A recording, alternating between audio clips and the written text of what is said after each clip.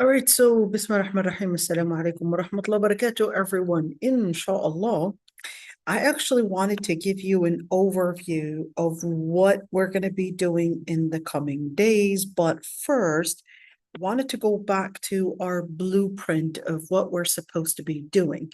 Remember this one. Hold on. What book is this? I'm going to show it to you. So we're the concise fiqh of presentation right there. Let me show you. So this is page 696. I'm just going to go over to the beginning of the book. Remember this book. We promised to use this book as one of the resources that we're going to be using for our class. So of course, in order, of course, to study within this book, we're basically going to be going over a number of different topics.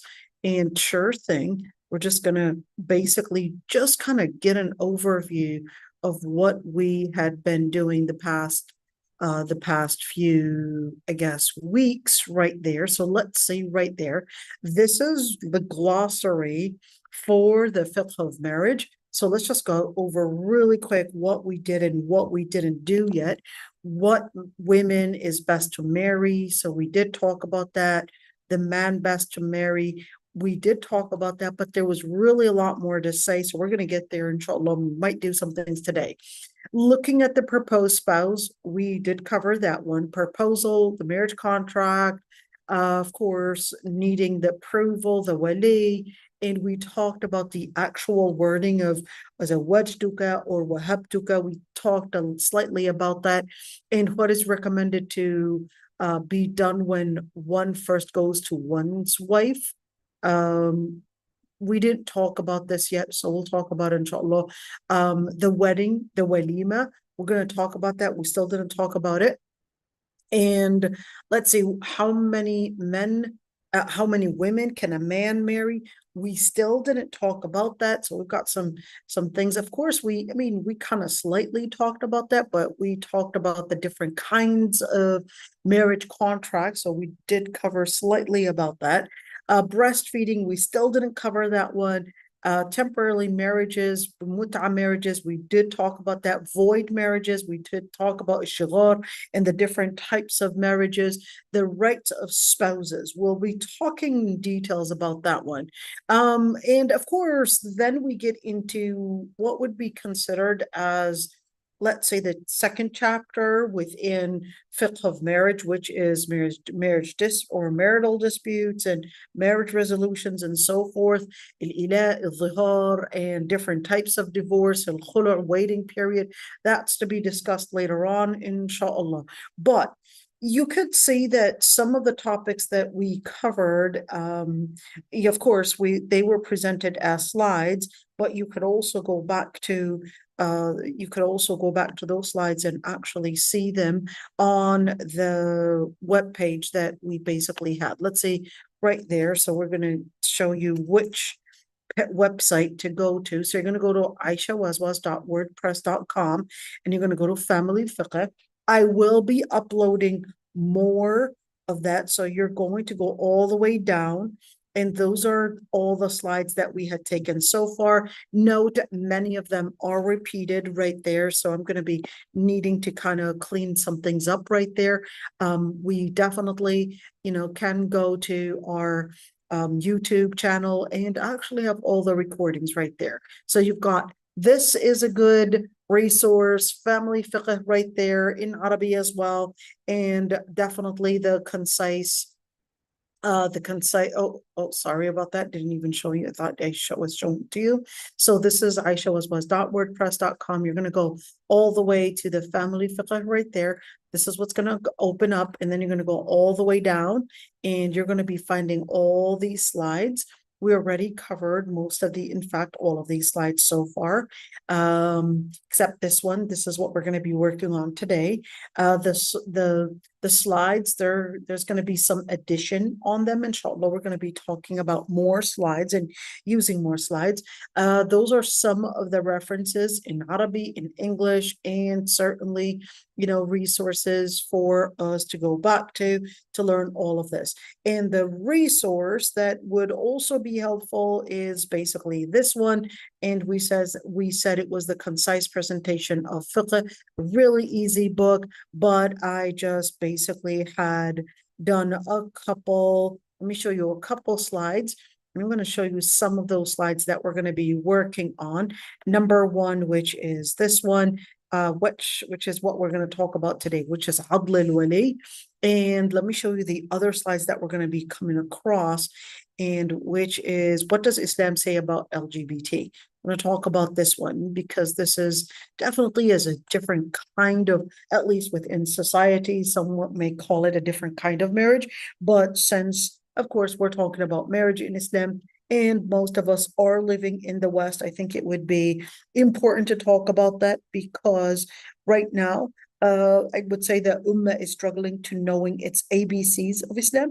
So yeah, I'm going to go over some of those notes and not necessarily in detail because I do have detailed lectures on this that are available, but I'm just going to go over some of the things.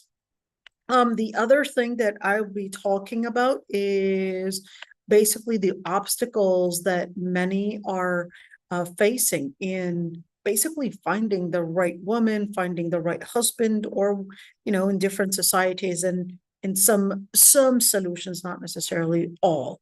And certainly we're also going to talk about this one. This is actually one of my favorite lectures. It's basically how to make our houses as homes. So we go in details with that one. You could see, got some things that inshallah, they're going to be really fun to talk about. Inshallah, how to relate to our homes and how to relate our own houses and manhood and what it means to be a man, what it means to be a woman, and those details. This is going to take some while to cover everything, but inshallah, it would be extremely useful. And I don't really know anybody that had, I guess, delivered the lecture in terms of how to make our home stable in the way that it was done in here. To be honest, it's going to be really different. So stay tuned for that one, inshallah. I do already have a number of different series of lectures already on YouTube in regards to a number of different titles and certainly different slides as well. I do cover a lot of details, but at the same time, we need to go over some of the things since we're doing family fiqh. We definitely need to go through some details in our class to make sure that we have the basis for that. The other part is basically fiqh of divorce. So this is definitely a very long topic to talk about because we're going to be talking about different types of divorce, different types of marriage resolutions, different types of ways to bring about solutions and so forth. So we've got some homework to do, inshallah, and hopefully we'll be capable of learning about everything in regards to fiqh of divorce, fiqh of marriage, fiqh of proposal, fiqh of husband and wife relations, and certainly, of course, the fiqh of how to make the houses as homes. But just wanted to give you an idea of where we're at and what we're doing. So just wanted you to kind of have a map of where we're heading with all of this, so you could see. And of course, let's see. So he started out at 367. And then ended at, let's say, right there. So pretty much almost 100 pages. Yeah, so almost 100 pages right there. But we kind of went in further details because he wanted to make it concise. Okay. So, but we were doing detailed. And my personal resource, my main resource that I go to is basically my favorite, and it's called الزواج في why don't I just go زواج and في ضوء الكتاب والسنة. That's my favorite book, and that is, here we go, أحكام الزواج في ضوء الكتاب والسنة. This is my personal favorite book. That's the book that we use basically to study to study the rulings of marriage. So you could see it's 320 pages. That he basically had done it right there. Very, very good book. And I love how, he was going through the different madhahib, the different schools and so forth, and really making it something that is really thorough and really detailed. There is a fiqh of marriage that I one time came across that pretty much I would say, follows the same thing here. Forgot, he's a Jordanian Palestinian guy that wrote that book. It'd be really interesting if somebody can, just bring it up for us. It is in English. He tried as much as he can, I guess, to make it something that is, similar to what we have here. But you could see, if I were to, hold on, let's see this one, right? Let's see. Let's see what he covers right there. So we're talking about the definition of marriage, and kind of took a couple pages just to talk about the definition and the importance of marriage, the evidence on the permissibility of marriage, and the rulings of engagement. So that was chapter 2. And of course, we talked about tazyin al-banat, beautifying the girls, the women that men cannot get married to or even propose to. We talked about the different qualifications in marriage. We talked about looking at the woman proposing to, and we talked about the amount that they could see. We talked about being alone with a woman proposing to. We went in details with all of that.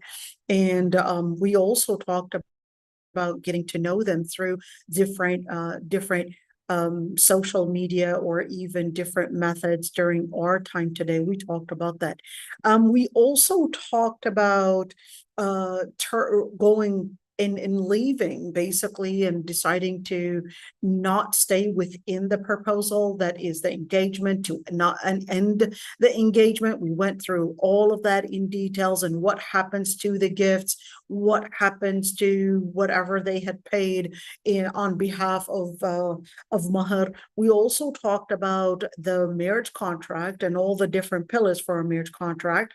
So we talked about the words. We also talked about the different conditions for the both sides of the marriage contract. We also talked about what a valid marriage contract is, what an invalid marriage contract is, and we went in details about Muslims marrying non-Muslims. We talked about the different types of marriage contracts, mut'a. We talked about al-muhallal. We talked about al-shighar. We talked about those different kinds. And right now, of course, we are covering basically part of what we had talked about before, which is age of puberty and the youngest age for getting married. And I'm not going to go in lots of details with that one because we did cover it. You could see you only covered it in, what are we looking at here? 4 pages. Or actually 3.5 pages or something. All right. And of course, al-wilaya fi nikah, that is basically talk about guardianship in marriage. That's where we're at, really. That guardianship in marriage and who actually takes over guardianship.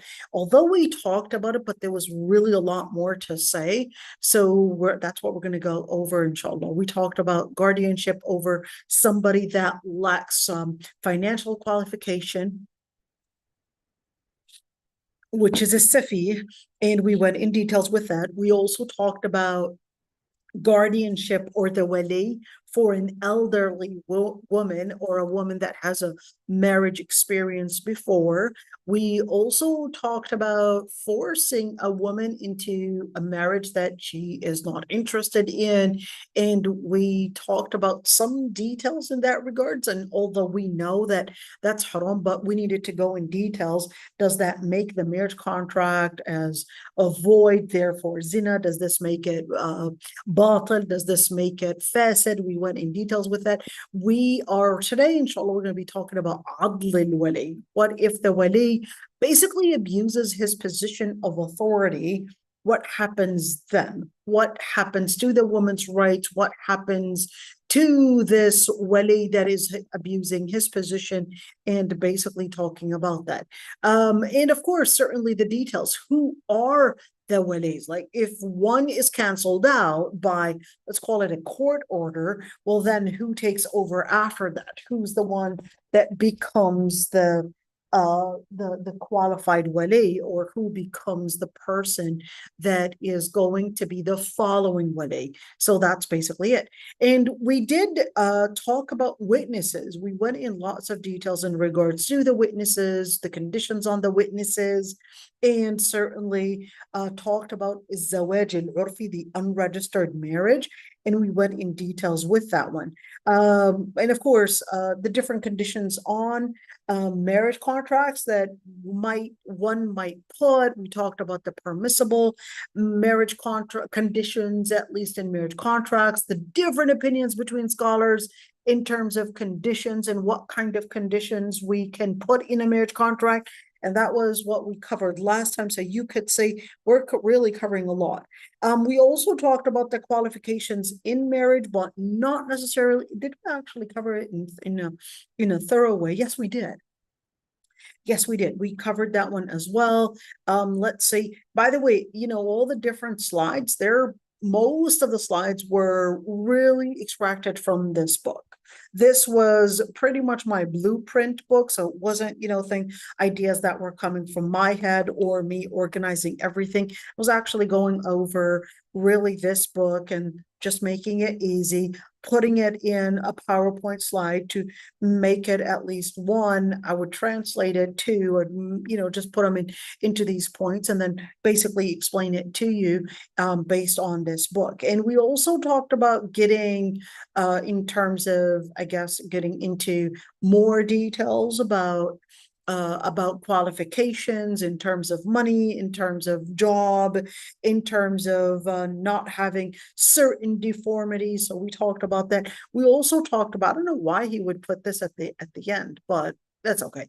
We talked about the forbidden women and the forbidden women as a result of marital relations, biological relations, milk relations. We went in details with that one. And we didn't talk in detail about mahr, but we'll be talking about mahr inshallah, and what happens to that. Okay. So we had covered pretty much, if I were to give it in a pages type of thing. And how many pages did we really cover? We pretty much covered almost 250 pages of this book. Okay.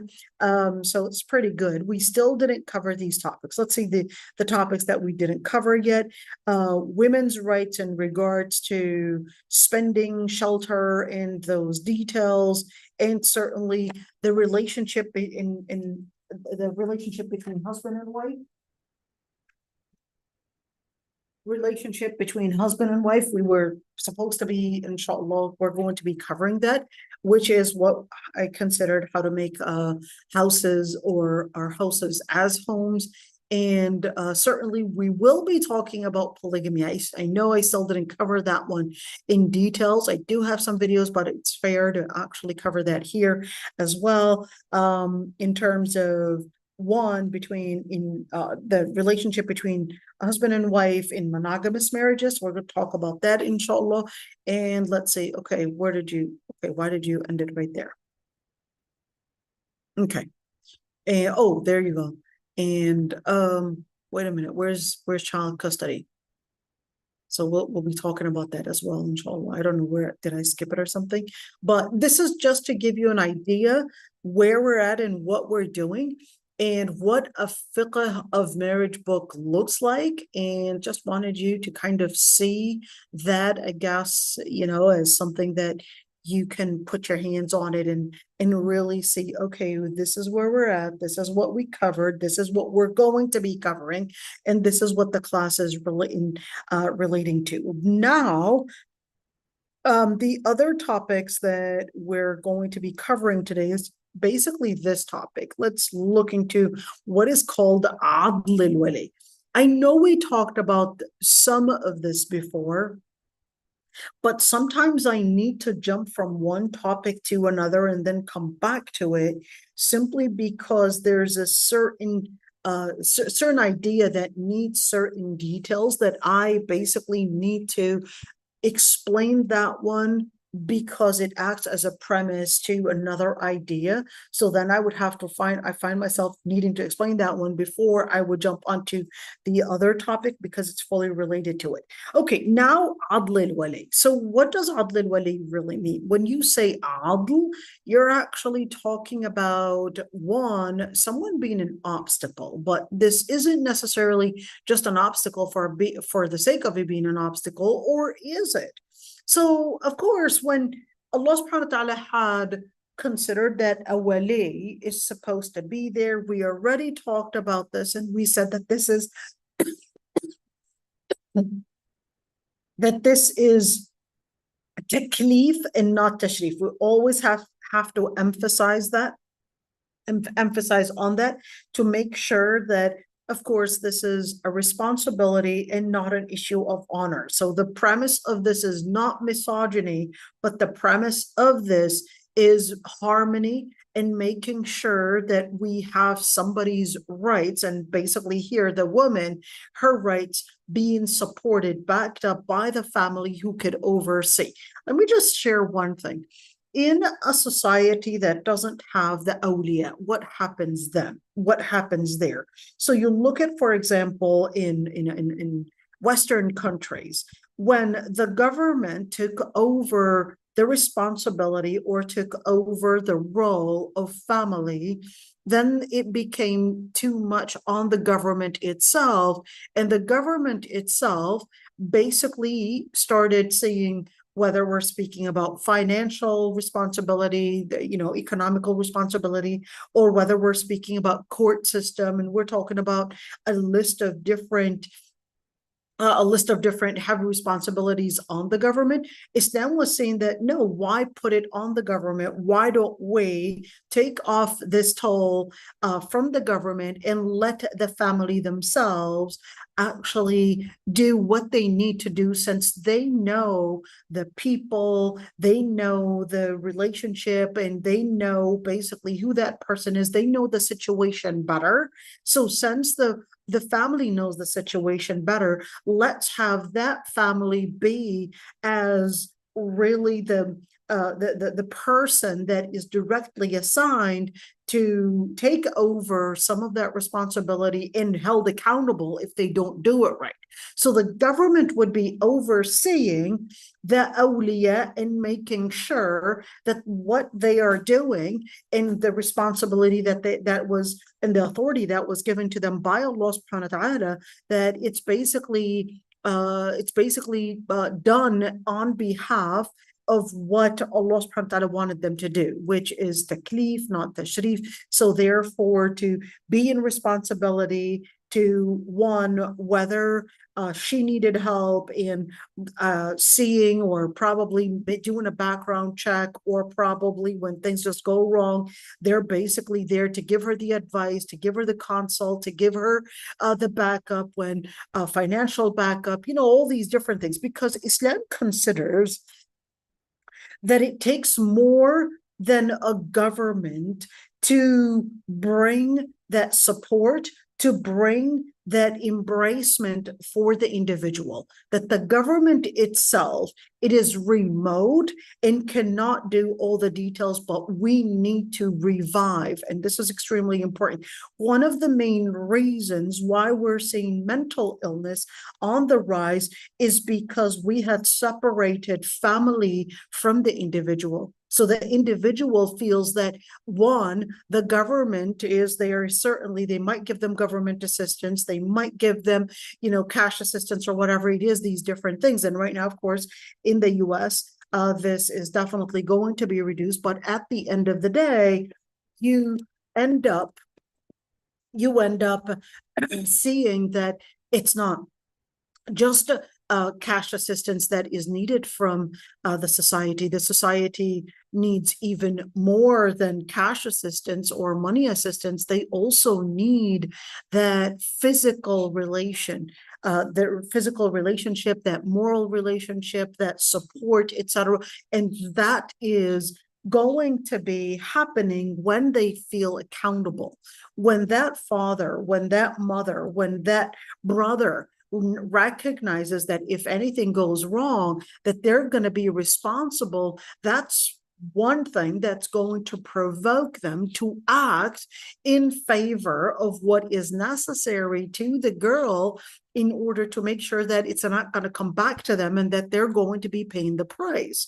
And this is very important. And of course, once you have your brother on board, you have your father on board, you have, and especially women, I know we don't want to admit this, but we know it very well deep on the inside.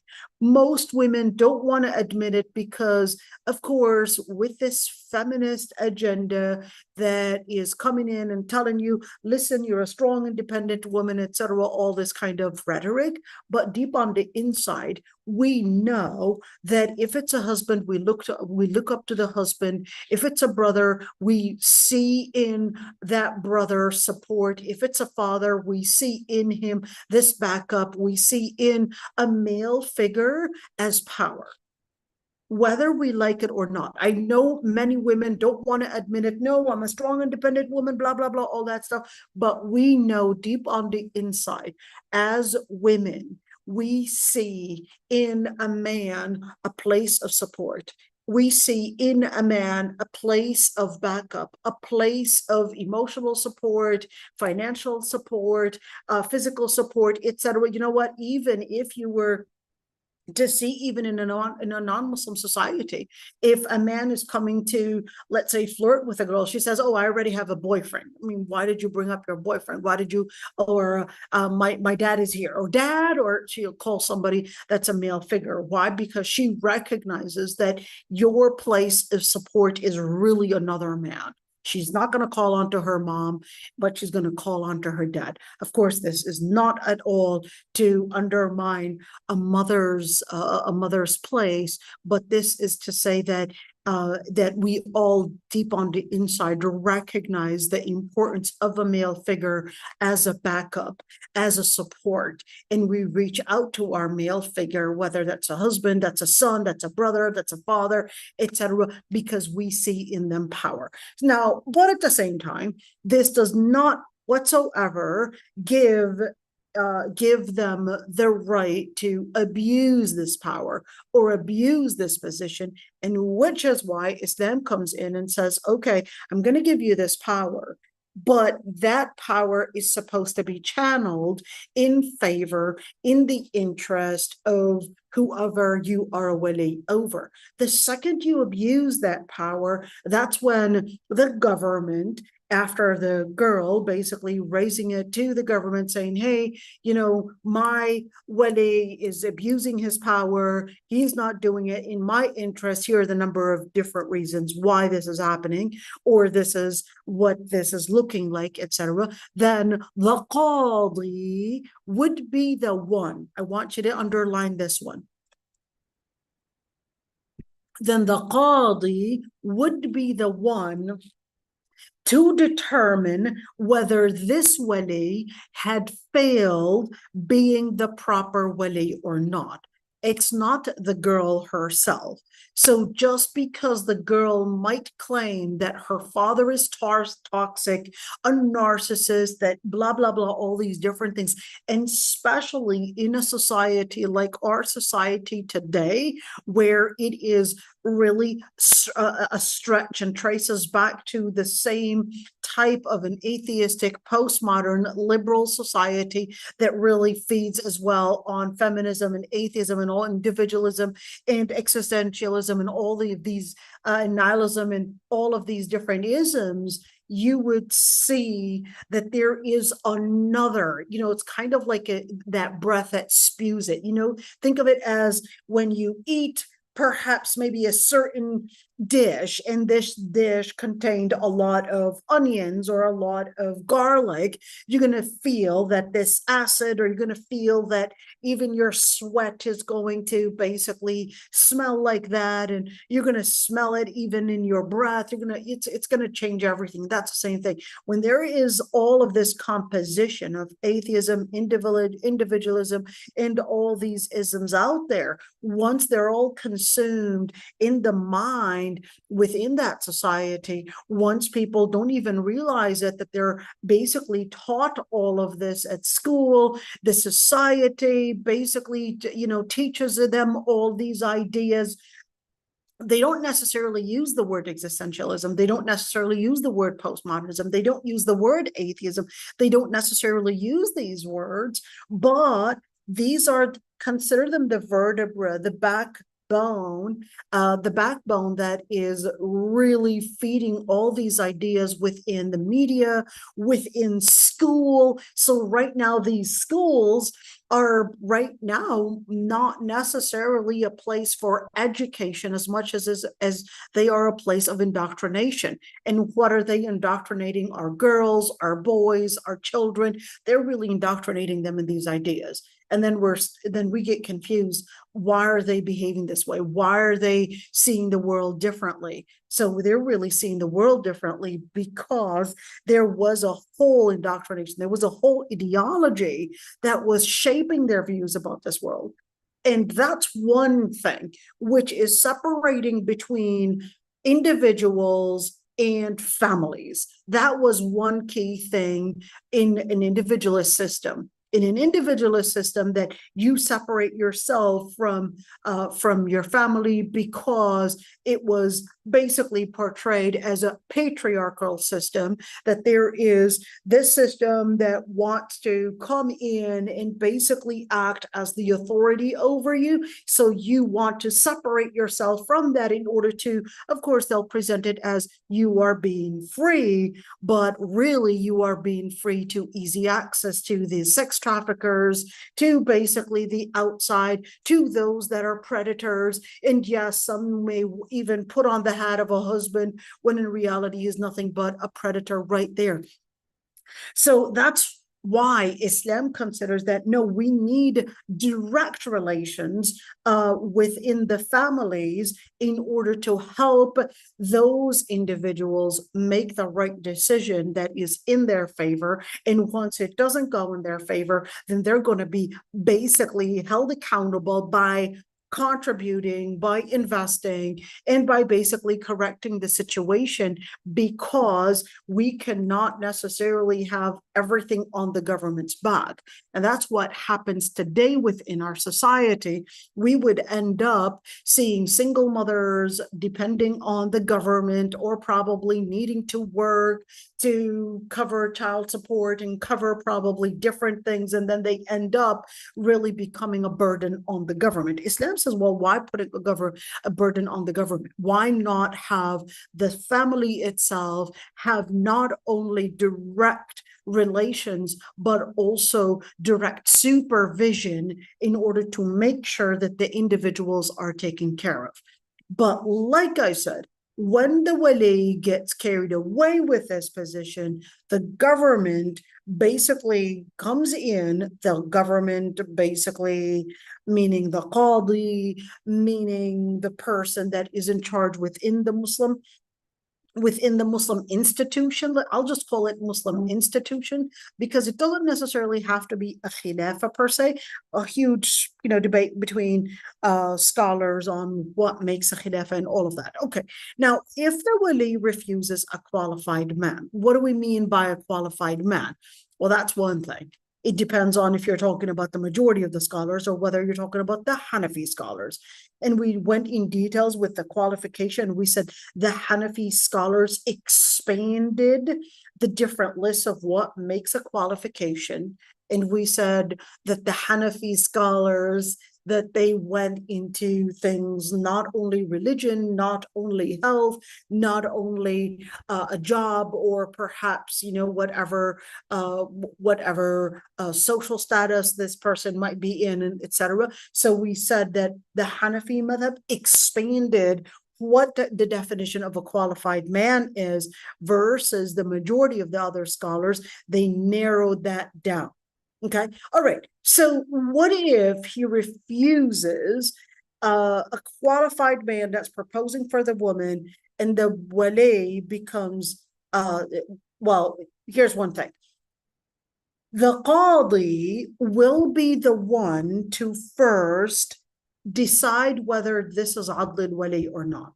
So in general, there is a default position, which is, yes, your wali is going to be your father.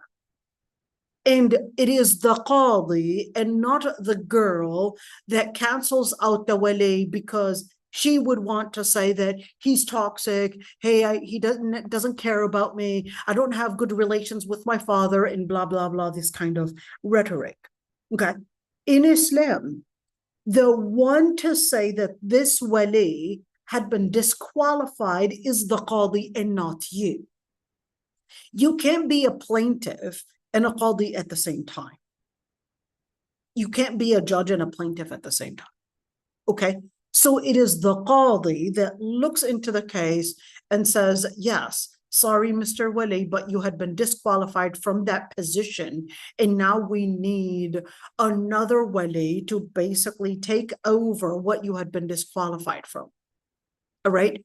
But what we're seeing today is many girls coming in, oh, I don't have good relations with my dad. I don't feel comfortable with him, etc. And here's one thing, is that the society that we're living in today is always portraying that each and every single person is a victim, and therefore, based on that premise, who is going to be the one that's guilty? It's always going to be the parents.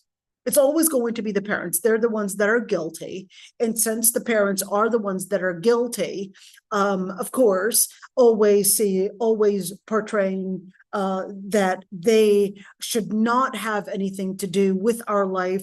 Our parents are basically the big predators here, and therefore we should disassociate with them, and we should not give them any empowerment, and we should disempower them in each and every single way because they had caused enough damage.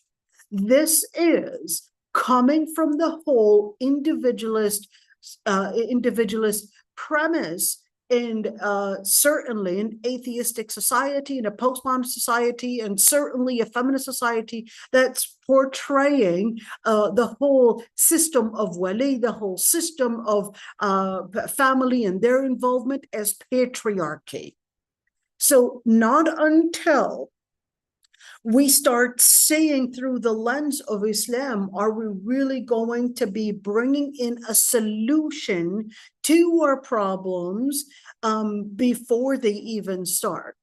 We have to bring about solutions by first changing our mindset, by first recognizing the definitions of who is supposed to be doing what, and how do we, in other words, distribute these positions, and how do we understand the system, and how do we understand the modern system, and what it's up to, and what system does Islam actually consider as a replacement to this corruption.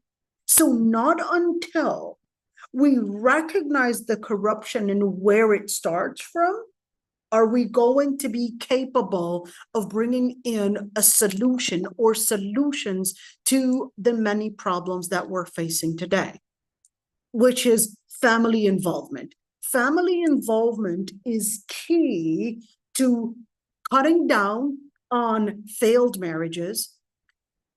Family involvement is a solution to cutting down on many single mothers basically not having the support.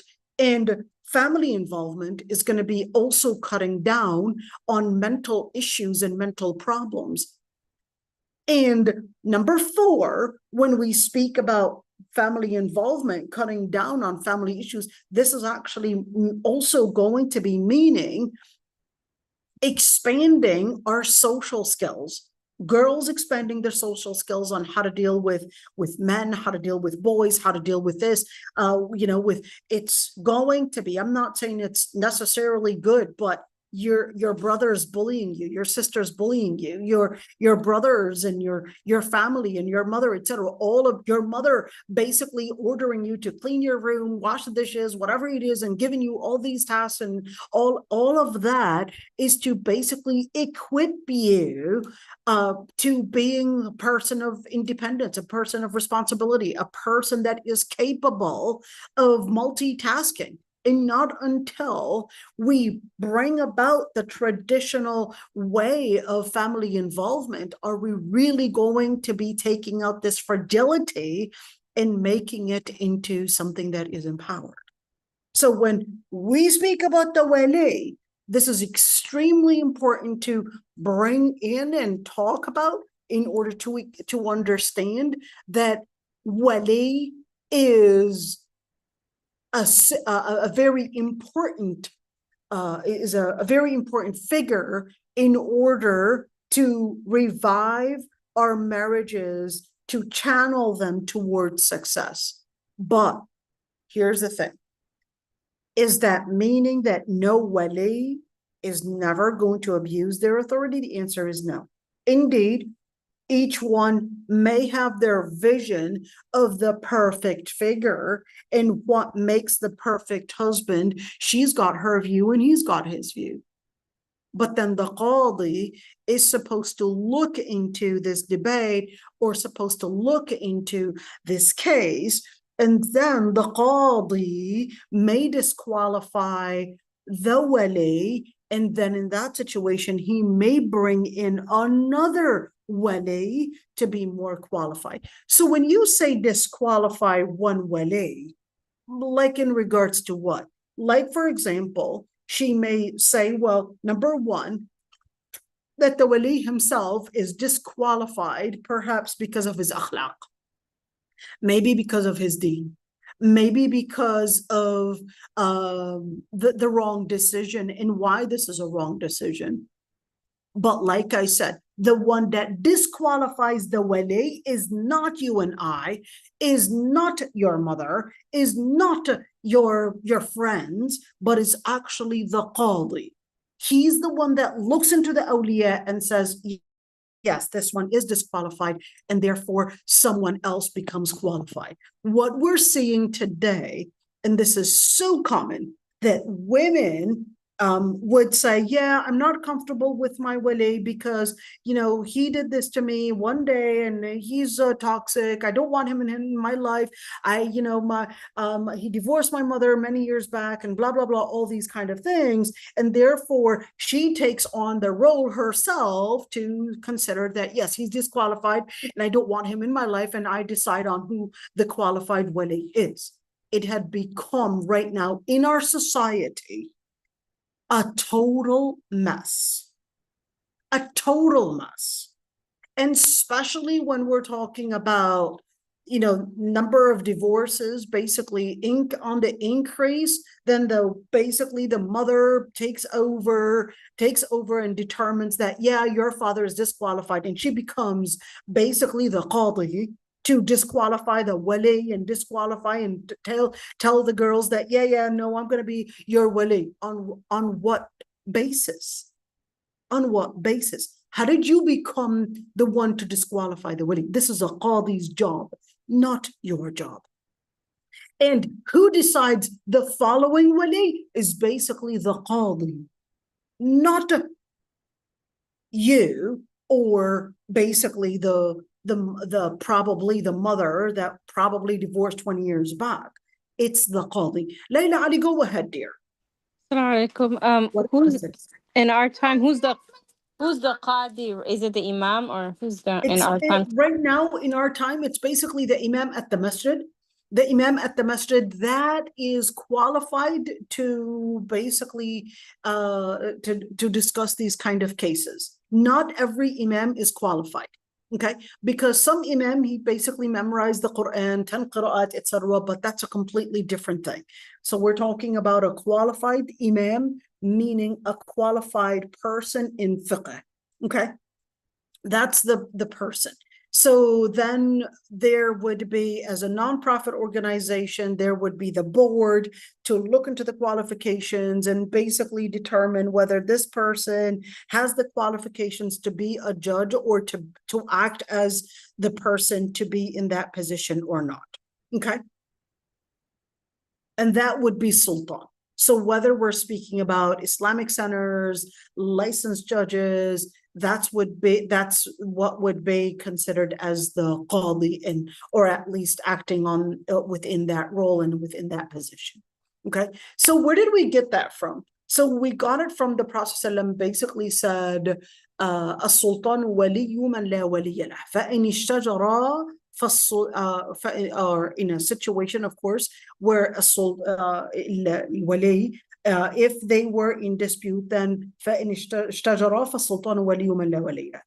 that situation, if there's a dispute, then the sultan would be the one, the sultan, which is whether Islamic center, licensed judge, etc., then they would take over that position to either disqualify a wali or at least perhaps even move the wali position to another qualified wali. Okay, if the wali was not present for strong reasons, probably living in a different country, or maybe the waiting time for him to be present, may take a while, etc., then in that situation, the qadi will basically take over if we cannot find another wali. So let's say the girl is, of course, she got a right proposal, but her father, if he were to, I guess, apply to come to the US as an example, this may take time. And by taking time, it may take a long time, maybe months, until he gets the approval through the USCIS and all of that. I mean, and of course, we don't want to waste time. And certainly there is the option to make, the marriage proposal via Zoom. But I guess the qadi said, no, I don't want to make it via Zoom. So let's just get it over with. Do you have an uncle here? Do you have a grandfather here? Yes, I have this uncle here. Okay, let's bring that uncle and let your father just give him a power of attorney to act on his behalf. That would basically be like that. It would be a lot easier. But let's just say she doesn't have an uncle. She doesn't have any relative. I don't know what she's doing in the US, but, people have different circumstances. So, I'm just going to leave it at that. Okay. So in that situation, the qadi will take over to be the wali. The qadi will take over to be the wali. And that does not mean that, this woman would say, I'll just choose my, third or fourth cousin to be my wali. No, things don't go like that. What we're seeing today, unfortunately, is a total mess of people being ignorant about those positions and about these rulings, and then bringing in ideas, ما أنزل الله بها من سلطان, ideas that Allah subhanahu wa ta'ala, wallahi, nowhere in the book of fiqh, in any book, do you actually find that. And what do we see is a whole mess. Once you don't have a structure, there's no surprise when there's no structure that there's a whole collapse in the whole infrastructure. It's that simple. Everything just collapses. And then who becomes the victim? Just when they thought that they were empowering women, women become the victims. Okay, so when we look at the evidence on giving the authority to the wali, the Prophet ﷺ basically acted as the authority, and he says, زوجتكها بما معك من القرآن. I got her married to you for the Quran that you had memorized. Wait a minute. So the Prophet ﷺ was acting as what? As the qadi himself. Yes, the Prophet ﷺ was acting as the qadi himself, and he basically said, I got you married for whatever you had memorized from the Quran. So what is this supposed to teach me? Well, this is basically supposed to tell us that the qadi is basically going to be having the position to act as the government in order to rule in situations where things are basically in a place of dispute between whether awliya, whether we're speaking about those that are considered awliya, maybe they could be in a different same position, or that one may see him qualified, another may not see him qualified. So the qadi will then look into the case and determine whether this person is really qualified or whether this person is not qualified, or in other words, disqualified as a waliy, or whether the dispute, whether it's acceptable or not acceptable. So who basically determines? It's not you and I to disqualify the waliy. It's not you and I to, or of course, you can't be a plaintiff and at the same time be a qadi at the same time. There's no such thing. You would come in as a plaintiff and say, Mr. Qadi, this is why my father is rejecting this qualified good guy. Okay, so you called him good guy. That's the qadi to basically determine whether he really is a good guy or not. And then the father would come in. But yeah, my father, no, I'm not going to take my father.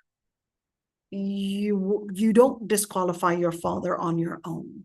That's the qadi to determine whether he's disqualified or not. And this is extremely important. Extremely important. What we are seeing in Islamic centers happening is that because of the people's ignorance about Islam, and specifically, sorry ladies, this is not at all to say misogyny or being misogyny, but it seems that girls not attending Islamic studies classes or even the Islamic studies classes, that they're being extremely simple and usually at an elementary level. That's the price that we end up paying in all this corruption within the Muslim society. That's the price. If we continue giving women an elementary level in Islamic studies classes, then the price that we're going to be paying is at those courts, or at the family level, the dispute, that's when it becomes so tangled that we're really confused on how to untie this. Not until we educate ourselves on understanding the whole, let's call it distribution, let's call it how Islam considers role 1, role 2. This is where you belong, this is where you don't belong, this is how you could disqualify, this is what you cannot do, and etc. That's when we would see, those qadis at those Islamic centers, they bring in the case and the qadi will say, sorry, but you don't have the right to do that. And then she would throw a tantrum. No, it's either you accept my words or I'm going to throw a tantrum. It's like, wait a minute, you throwing a tantrum does not change the actual ruling of what Allah subhanahu wa ta'ala considered. She'll throw a tantrum. It's like, no, I don't even believe in this. I don't even trust this. This is all misogyny. This isn't fair. It's like throwing it. It's either her way or no way. You don't get to throw a tantrum and think that by throwing a tantrum that you're going to change the ruling. And many Muslims take advantage of the Islamic center basically not having, let's say, a law enforcement official to enforce the laws that the qadi is going to basically voice and basically make. So they basically get carried away with those tantrums, and it's like, no, I'm not going to accept that. I don't care who he is. And giving this kind of language, like, wait a minute, we've got a real serious problem, not necessarily just in our marriages, but we got a serious problem in the vision that we are right now carrying. She's willing to disqualify her own wali, just like that, on her own.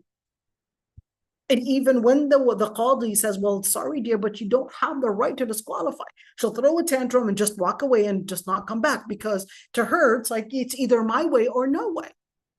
And then as a way to object to all of this. Oh, she's willing to take off her hijab, willing to leave Islam, willing to start the piercing, and willing to do it. It's like, wow, some people are willing to worship Allah subhanahu wa ta'ala if their Islam comes according to what they think is right. Oh, they'll leave the religion entirely and basically throw everything behind their back. So it's either that Islam complies to your desires, or yeah, I don't want this religion and I don't want anybody to tell me what to do. And here we go. We're going to just want to walk away. And that's what Allah subhanahu wa ta'ala described the munafiqeen as minhum man wa minhum man ya'budu Allah ala harf. They're at the edge. Any second that it doesn't go based on what they think is fair, they're willing to just leave it. Yeah, that's it. I'm going to take off my hijab, take off my niqab, take off my etc., and willing to leave Islam entirely. No, didn't like it. Oh, really? Okay. That's what happens. And unfortunately, why? I would say because we had been indoctrinated as a society in a lot of the Western system that is basically presented to us as, yes, it's empowering women, it's giving women independence, it's giving this, oh, now you see the independence in those women that are basically right there, just at the government offices in the county, basically just trying to get any money to support them in covering their rent and covering their stay and covering their food and feeding, and basically going for a food shelf in order to find any canned food to feed their children. Thanks for the government system. Thanks for this kind of individualist system. Thank you for empowering women, or should it be called disempowering women, to making them free to those predators out there. It wasn't giving these women freedom. It was selling them for free. It was taking away their value to make them easy access and cheap for those predators and for those guys that don't want to be responsible. That's what the modern freedom means. Just makes you basically of no value. Okay, now in Islam, of course, when we're talking about the list of waliys, we're talking about the relatives generally from the father's side. If it's not available from the father's side, well, wait a minute, why from the father's side? Why not the mother's side as well? So Allah subhanahu wa ta'ala says, "Ud'uuhum li'abaihim." Ud'uuhum li'abaihim. That the father's side is supposed to be the one, since you carry the name, then they're the ones that are supposed to be generally in a position of responsibility over you. Well, what if they are not doing it? What if all of that? Well, before we say what if they're not doing it, I think what we need to do is really first revive the system within the qulub, within our hearts. That's the first thing. That's the first thing that we have to do. We have to teach our young men, our young women about the system. But if we're teaching Islam at an elementary level, then there's no surprise that when it becomes an adult level, that they have no clue and nothing to know about an advanced Islamic studies system if they're always just taught an elementary level of Islamic studies. But when it comes to the waliy, and it comes to what I'm talking about in terms of family fiqh and all of that, then there's no way that they're going to be understanding it if we're continuing to teach them at an elementary level. We have to start respecting the minds of our women, our men, our youth, and start teaching them advanced fiqh, because not until they understand this structure are they really going to live it as an infrastructure, as a society, and basically recognize that this is as important as your own salah, as your own siyam, as your own relationship with Allah subhanahu wa ta'ala. This is part of tawheed. This is part of tawheed. This isn't, yes, it's a side thing. I don't need to learn it. Only the people that are studying advanced fiqh. Not until we learn this are we really going to be bringing in more and more solutions within our society. Okay, if the wali from her father's side basically not available, then in that situation, the qadi takes responsibility. In other words, he's supposed to be taking the responsibility since it's considered that the walis are not present or not available. Abu Hanifa considers that it depends on the close relations and may even go to the mother's side. It's quite interesting. So Abu Hanifa considered that, no, it can go to the mother's side, and that would be a better opportunity and a better option, according to Abu Hanifa, if the father's side is not present and only the mother's side was available, instead of giving it to the qadi, why don't we just include the mother's side as well? So in other words, the Hanafi viewpoint is that why jump onto a government taking over the responsibility if there's another side of the family that can be acting as basically that taklif, carrying over the burden and doing what is necessary in favor of the girl. And of course, the wali does not go to the farther side unless the closer is not available. Okay, so what do you mean by father side or the farther side? So let's say the brother is there, but the father's also there. The wali cannot be the brother as long as the father becomes disqualified. Okay, only if the father becomes disqualified for some reason can perhaps the uncle or the brother take over. But we won't jump onto the brother until the father becomes disqualified based on the qadi, not based on the girl's preference. That, oh, I don't feel comfortable. I don't feel safe. I don't feel this. No, wait a minute, dear.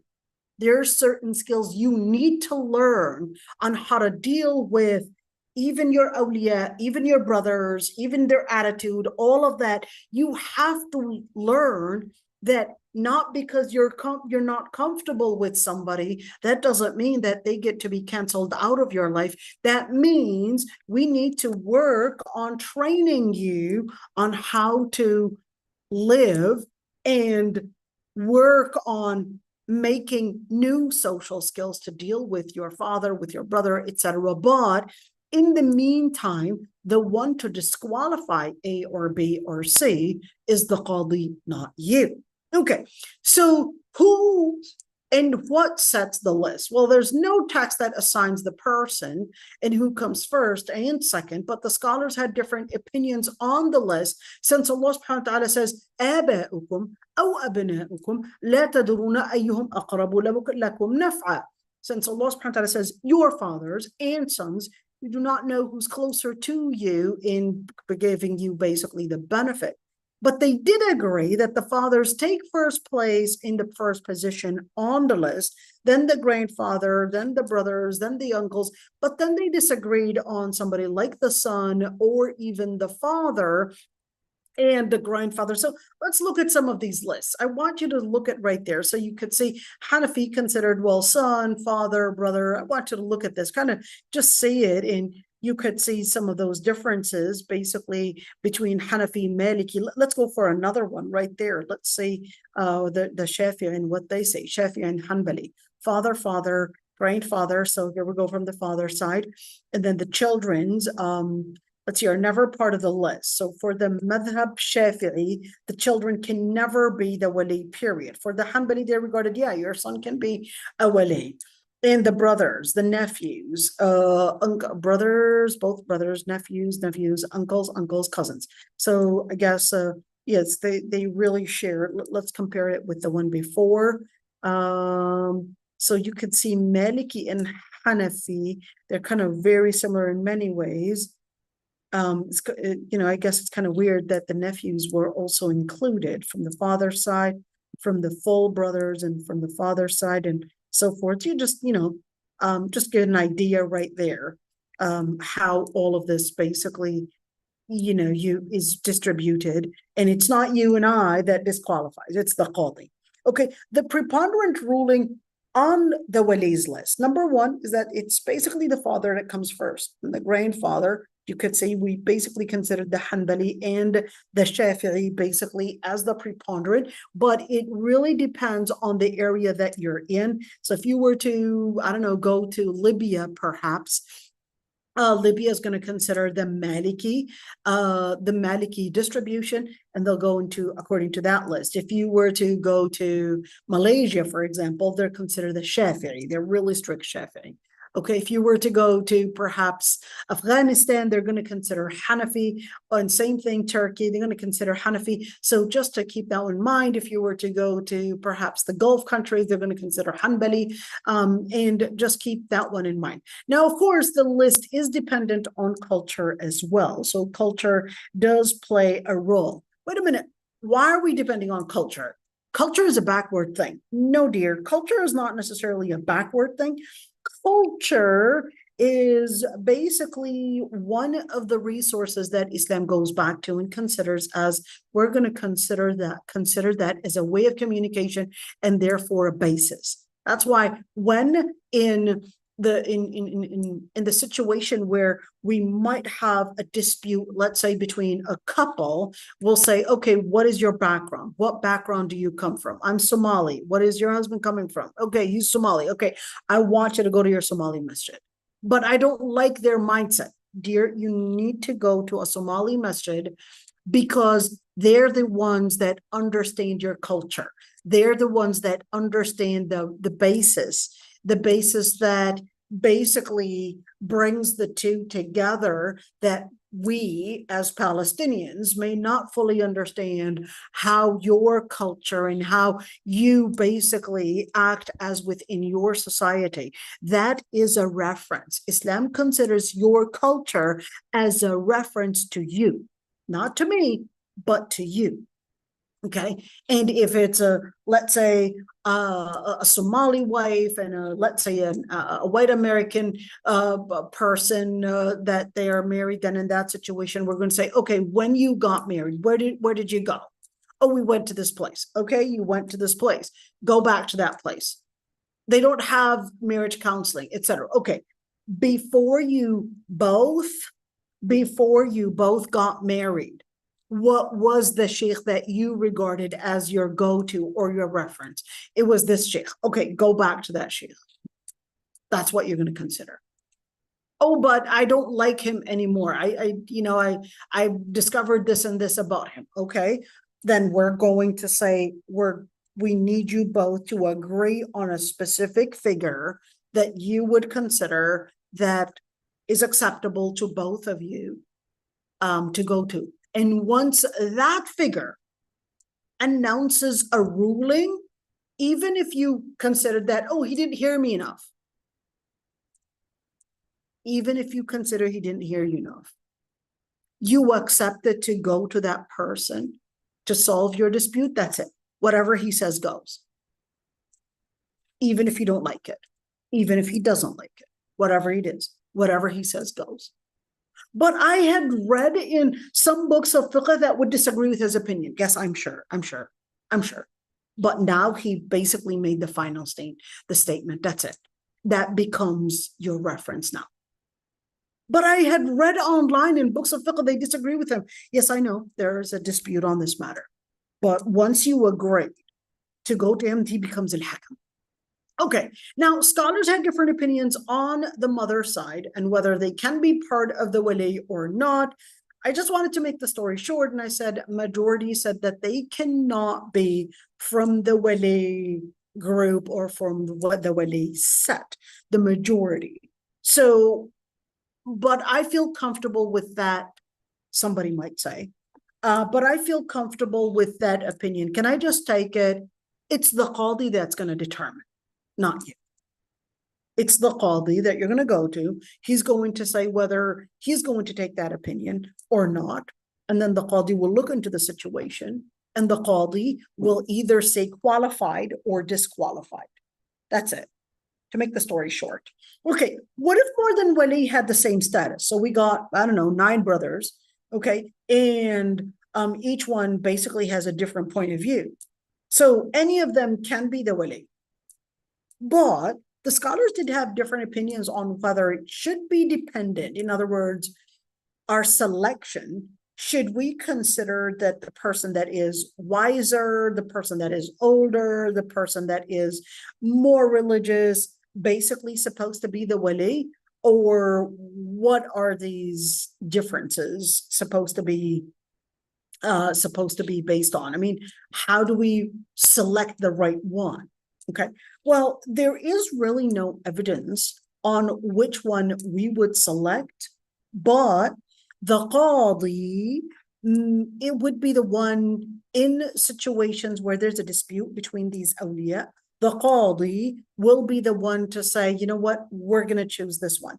Or might hear more than one wali and say, okay, you know, I'm going to listen to your view, I'm going to listen to your view, and then we'll say, I'm going to take your view.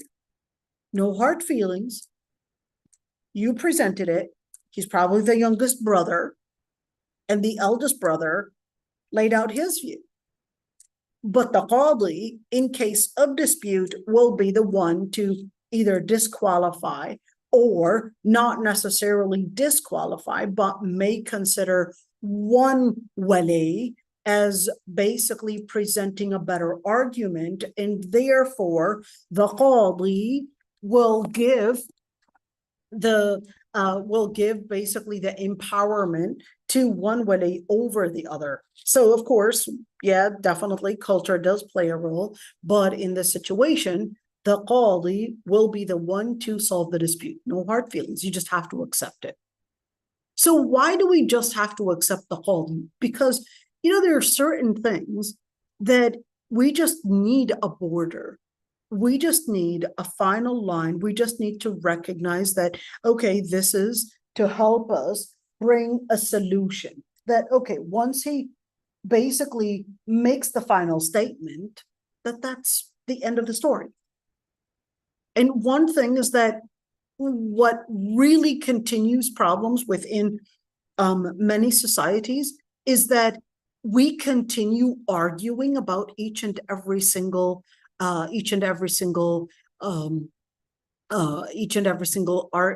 thing, and not have something that is considered, oh, this is it, this is the end, just abide by it. Even if you may dislike that ruling, at the end of the day, قول القاضي ملزم. You got to memorize that one. What the qadi says, that's it. This is the final statement, that you have to abide by it, whether you like it or you don't. But it's not fair. He didn't realize that it wasn't fair. It was basically, you know, accusing me that it was my fault, but I know for sure that he's not right. Yes, dear, Allah subhanahu wa ta'ala will compensate you in the akhirah. For the time being, I want you to abide by the qadi's order. But it's not fair. I swear to God, he was lying. Wallahi al-azim. Yes, I know. I know he was lying. Yes, but at the end of the day, that's it. Al-Qadi, he had said his statement, his final word. You have to accept it. That's it. That's it. You just have to accept it. But I know he's wrong. Yes, dear, I know you know he's wrong. But certain things we just have to abide by and bring an end. We will prolong the problem. And now that the qadi made his final statement, just now, there are certain times, I just want you to get to one thing. This is a chapter, and what we need to do is just close it. Even if it's a price to pay, it would be a larger price, a larger sum in your life, in your time, and the whole society's time, and all of that, if we were to prolong the problem. That would be a bigger price to pay. Just the qadi looked into the case. You had said your point. He said his point. He investigated. Maybe you consider, and it's always women telling me I wasn't given enough time to talk. Always telling me that. Why? Because many women don't understand that you're not supposed to go there storytelling. They would get into these storytelling and story after story and story, and it becomes, oh, I still have a lot to say. I still have a lot to say. You're not there to say each and every single story.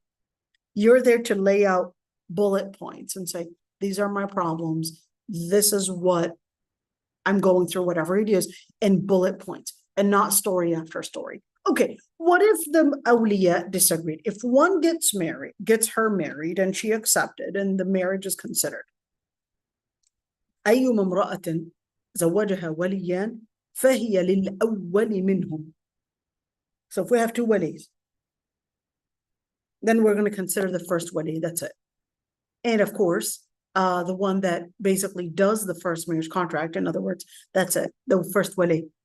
Okay, if she was interested in one of the walis, in case where they were equal, so she had an older brother and a younger brother, but the younger brother, I guess she had a better relationship than the older brother. The older brother, of course, you know, this is very common, that the younger brother maybe, you know, easier to deal with, because the older brother, they had a completely different dynamic, or, you know, it's completely, I guess, different situation. Okay, she can choose one and does not have to be the older brother. If they disagreed or disputed, the judge may choose one and to act basically on behalf of the wali. If the wali refuses for no good reason, she may sue the wali. Like what? She may go to the wali, the qadi, and say, well, my wali doesn't want to get me married to this person because he says he's not from our tribe, or he says that he doesn't have, I guess, the green card or whatever it is. Okay, then the qadi will look into it. We wouldn't be going from one qadi to another to basically reject this, but we would say, okay, the qadi will look into the situation and see whether this rejection is, quote unquote, a good reason or not, or a valid reason or not. Just keep that one in mind. And then the judge basically takes this is a misspell right there, R-O-L-E, but okay, I guess we want that. Turn around. Okay, the role of the wali. Okay, yeah, sometimes, you know. The power of attorney on a wali. The wali may assign a power of attorney on his behalf during his life only. So in other words, we can't have a person write a will and say, yeah, this person's going to be the wali on my behalf, let's say, to get this girl married. No, only your wasiyya, all right, in regards to who acts as a wali, this does not become active after your death.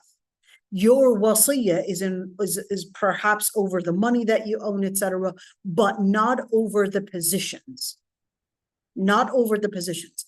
The will that you would be making after to basically be implemented after your death does not include power of attorney or assigning who the wali is. Okay, just keep that one in mind. Why? Well, I mean, why not? It's his will. Yes, it's his will. We may respect it, but the circumstances do change. So we cannot give this empowerment for a person that is dead and basically say that he had given a power of attorney to, I don't know, Ahmed, to act on his behalf to get this girl married.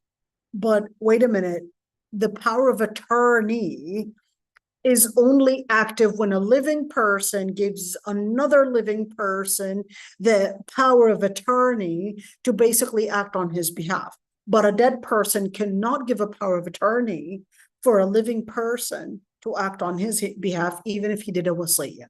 We may respect that, and the qadi will oversee, but respecting that doesn't really make it a power of attorney.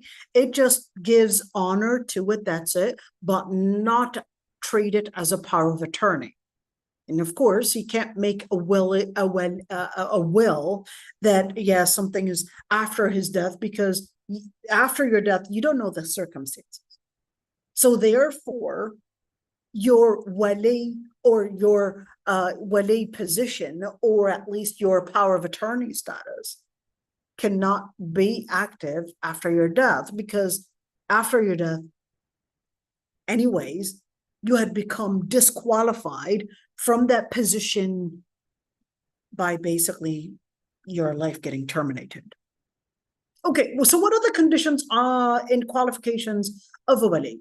Number one, malehood. You can't have a woman be the wali. Number two, mental state. What do you mean by mental state? This person is mentally wise, mentally sound to basically be the wali. So when you say malehood, why? Is this misogyny at all? No, it's not misogyny. Well, why isn't it? I mean, just by saying that a man is going to be qualified to be the wali just because he's a man, that's the definition of misogyny. Why not?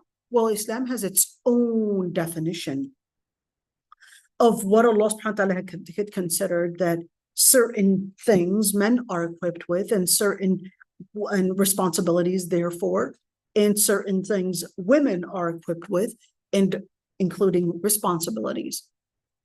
Just like Allah subhanahu wa ta'ala had made al-Jannah be under your feet and considered that, hey, you get 3 times the opportunity, or at least 3 times more of care compared to the father, because of all the contribution that you had done.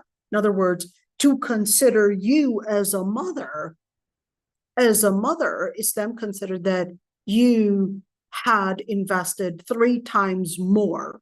Yes, the father, thank you so much for doing all that you had done, but certainly it is not comparable in whatsoever to what the mother and what she contributes in a boy's life or in a girl's life.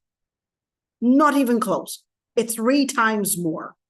So having that being said, ladies, there are certain things Allah subhanahu wa ta'ala had given us that not give men, and certain things, this is, like I said, taklif, not tashrif.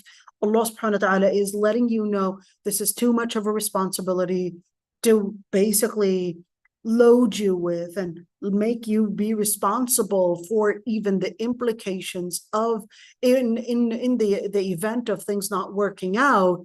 It's going to be a toll on you psychologically, mentally, and it's going to be a toll on you to basically go out there. And since we're speaking about investigating men, ladies, there's a reality in a men's world.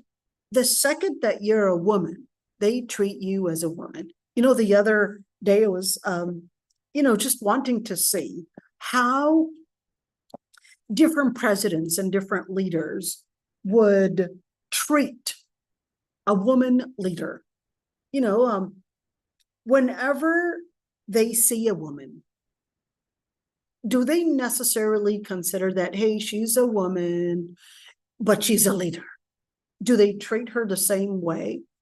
Take, for example, the prime minister of, is she a prime minister or president of Italy?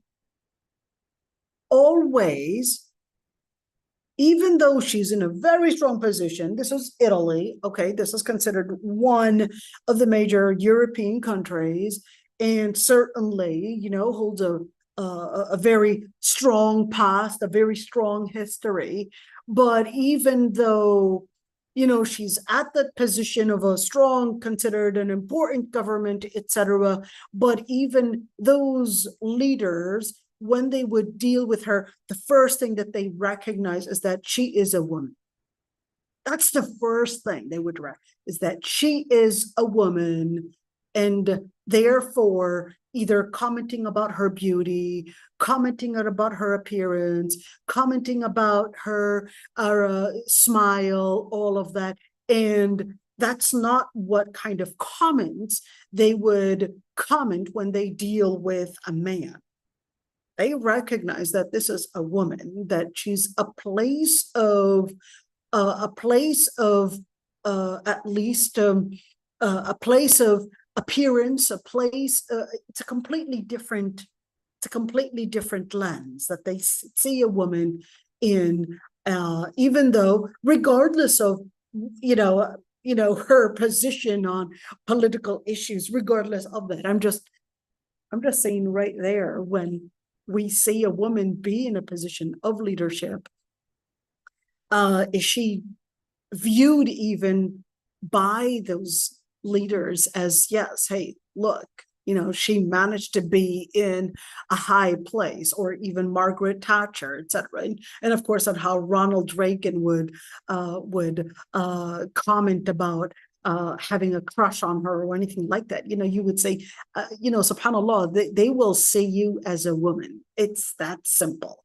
They will see you as a woman. And at the end, Islam regarded that there is a reality that Allah subhanahu wa ta'ala created in women and men, whether in their mental structure, their mind, and the way that all of this anatomy works, or whether we're speaking about social dynamic as well.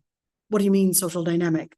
So there is this area, even if you are the strongest woman, men and how strong they regard you and what position they would weigh and how they would weigh your words and the meaning and all of that, you have to keep in mind. You have to keep in mind that there are a number of different things that make your words or your you basically in a certain way or a certain value. So when this woman wants to get married, Allah subhanahu wa ta'ala recognizes that men, in a man's world, they recognize power, they recognize authority, they recognize a certain dynamic. So Allah subhanahu wa ta'ala wanted a backup where even the other men would respect. I'm not saying we shouldn't be respecting women, but there's a reality that out on the street, out in public, we want to make sure that that woman in her position and her rights are respected by those men. And it's, ladies, by working out and making muscles, a man will only still see you as a woman. No matter how big your muscles, and even if you manage to make a six-pack, he'll only see you as a woman, okay? This is a reality. He'll only see you as a woman, no matter what position you hold, no matter how strong, and no matter how thick you thought you can make your voice, he will see you as a woman. Islam wanted you to get basically your rights in place, and Allah subhanahu wa ta'ala had basically assigned this not out of misogyny, but out of support. Okay, number 3, reach the age of puberty. And when we say reach the age of puberty, we're talking about the waliy. Reaching the age of puberty, we're talking about somebody that is not only physically, but we're talking about, remember, the mentally, the rashid. Why did you say rashid, and why did you include that? Well, that's because Allah subhanahu wa ta'ala says, فَإِنْ آنَسْتُم مِّنْهُمْ رُشْدًا فَادْفَعُوا إِلَيْهِمْ أَمْوَالَهُم. If you sense a rushd, and who's that in the context of? So this is in the context of the orphans. That was the ayah, in the context of the orphans. And let's say somebody is an orphan, but their father died and left behind $1 million for this orphan child, okay? And this orphan child, right now, he's 14, okay? He was a baby when his father died, but right now he's 14, reached the age of puberty. Should we give this 14-year-old this $1 million that his father one time basically left in inheritance? The answer is no. Not until they reach a rushd, the age of maturity. So who determines the age of maturity? The one that determines the age of maturity is basically the community. They say, yeah, you know what? We'll test them. We might give them, I don't know, $700, $1,000, and say by the end of the month how he's going to be using that. How is he going to, and we might give him, you know, a little bit more later on, and we'll see his ability to make a good money management, and then the qadi will oversee his ability. Now, when we look at money, we will not give this boy or this girl that money until we are sure that they're qualified to take over money. But in Islam, when we speak about money, we're talking about that's the fifth category in the priorities and the legal maxims in Islam. Remember the D-N-A-I-M, the deen, the nafs, the aql, the ird, the mal. If we're not giving this boy the fifth category, which is mal, which is money, then what is prior to that is basically things like ird. Ird is prior to that. Ird is more important: chastity, family, position. And 3, decisions on decision making on certain mental issues. Where can he study abroad on his own, etc. All these different things. We're going to say, wait a minute, is this person mature enough or not? So the qadi will say, sorry, but your father is still going to be responsible over you, but I'm 18. But your father is sensing that you lack maturity. Just because you reached 18, just because you reached, I guess, that age that is considered legally as, yes, this person is at reached the age of 18 or 21, therefore they're mature enough and they should be making these legal decisions to study abroad on their own or take the money or etc. Then we're going to say, not too fast. We need to first basically see whether you are mature.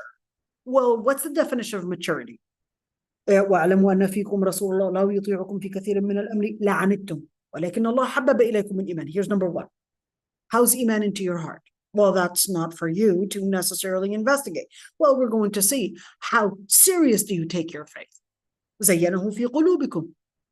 How seriously you take your faith is basically going to be seen by the way that you behave within the society. كره إليكم الكفر والفسوق والعصيان.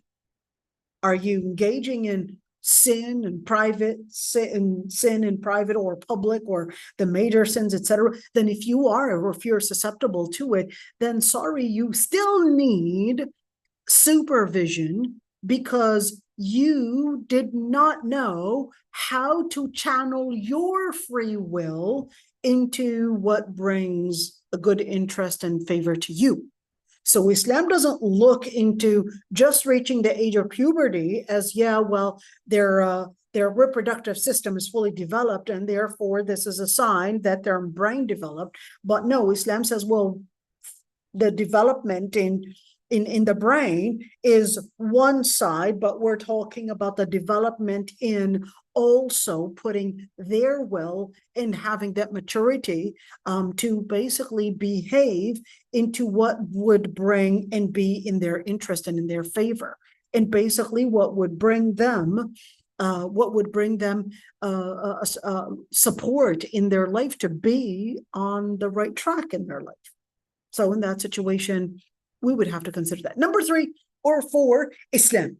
وَلَا يَجْعَلُ اللَّهُ لِلْكَافِرِينَ وَلَا يَجْعَلُ اللَّهُ لِلْكَافِرِينَ. Oh, we're almost, okay. وَلَا يَجْعَلُ اللَّهُ لِلْكَافِرِينَ عَلَى الْمُؤْمِنِينَ سَبِيلًا. Hold on, let's look into this ayah. So what does that mean? Allah subhanahu wa ta'ala is basically letting us know that Allah subhanahu wa ta'ala will not give authority to the non-believers over the believers. So what does that mean? Well, that's basically to let us know that we cannot have the the disbelievers be the wali over the believers. So if, let's say, a non-Muslim woman becomes Muslim, okay, she's a reaver, and she had her family, and she says, well, I want my father to be the wali. If he's not Muslim, then he can't be the wali. So can I just, out of respect, should I consult him? The answer is, I would really recommend, even if your wali is not Muslim, unless he's objecting to Ahmad because he's Muslim, okay, then that's a different situation.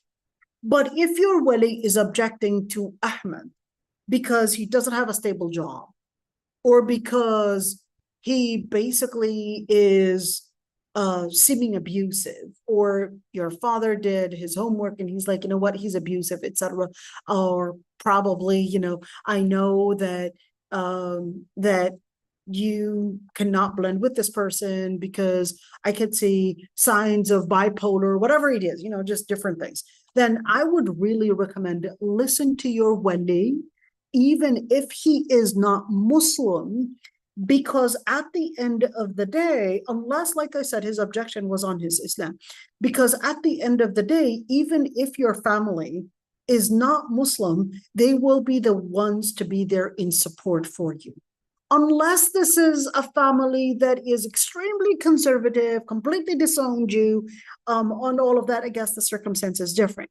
But if this family is tolerant, this family is inclusive, this family is respectful of your religious choices, etc., I would say look into their recommendation. Look into their recommendation, because in general, your father will still care for you, at least, you know, unless we're talking about a family that very conservative, completely disowned you, etc. That's a different story. But in general, it's part of our nature that our fathers will care for us. It's part of our nature, regardless of the religion. They will care for you. They will want the best for you, regardless of the religion.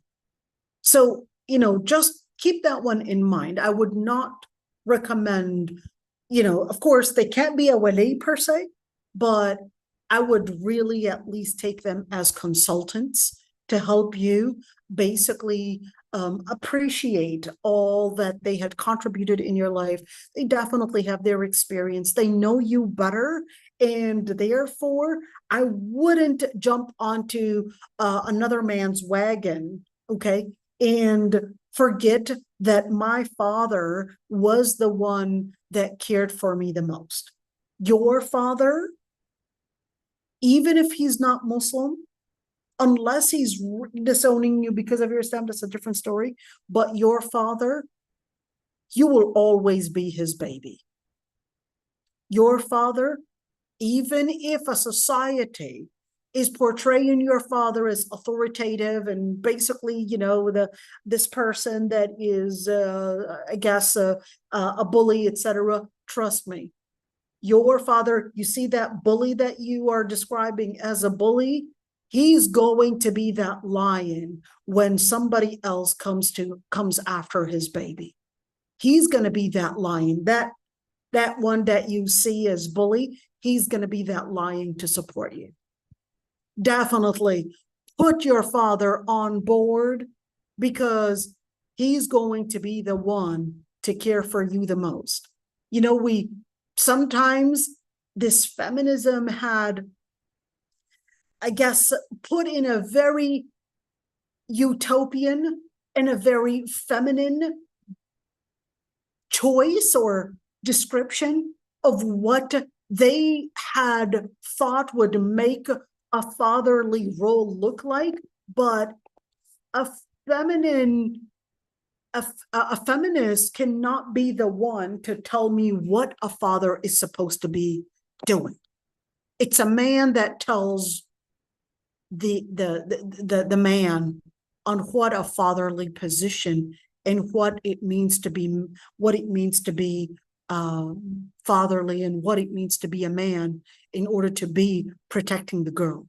Not a feminist. A feminist is not going to tell me what it means to be in a father's role. This is extremely important. And this is what we're seeing most of the times. It's basically feminists that are right now infiltrating the psychology departments, and basically infiltrating the therapy departments and all of these, psychology departments and all these, and then telling us what a father is supposed to be doing and where his role ends and where it begins, and who determines what a toxic father looks like and all of that. And then we end up basically being corrupted to the core by a whole feminist agenda. It's so sad. All right, let's see. So why can't a non-believer be a wali over a believer? Because Allah subhanahu wa ta'ala says right there, إن الذين آمنوا وهاجروا وجاهدوا بأموالهم وأنفسهم في سبيل الله والذين آووا ونصروا أولئك بعضهم أولياء بعض. The believing men and those that had migrated for the sake of Allah subhanahu wa ta'ala, and those that had